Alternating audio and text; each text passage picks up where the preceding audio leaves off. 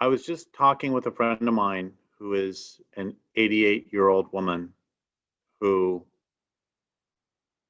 told me that just before she got on the video that she had been waxing the kitchen table because it needed to be done.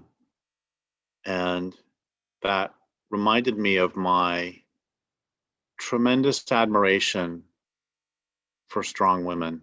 And it made me think about my mom and my mother's grandmother. And my mom, died of cancer 2.5 years ago. And as she was dying, as she was in the 6 month process of dying, she continued to do as much housework as she could. And I came, I lived nearby, and then I came to live with her.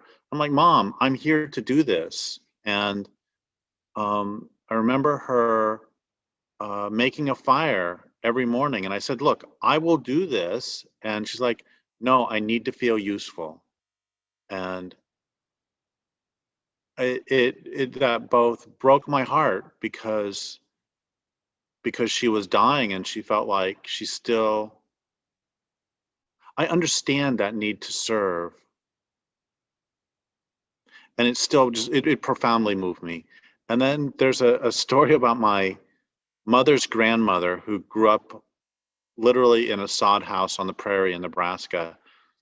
And when she um, had one of her children, um, her husband, as she was going into labor, her husband got in the buckboard and rode into town, which was a couple hours. And then on the way back, there was a blizzard. And so he didn't get back there with the doctor until like 8 hours had gone by or 10 hours had gone by. And by the time that the doctor and her husband got there, she'd had the baby cleaned up and she thought they would be hungry. So she cooked them dinner. And I just have, I have such admiration and respect for this, the spirit and the strength of these women.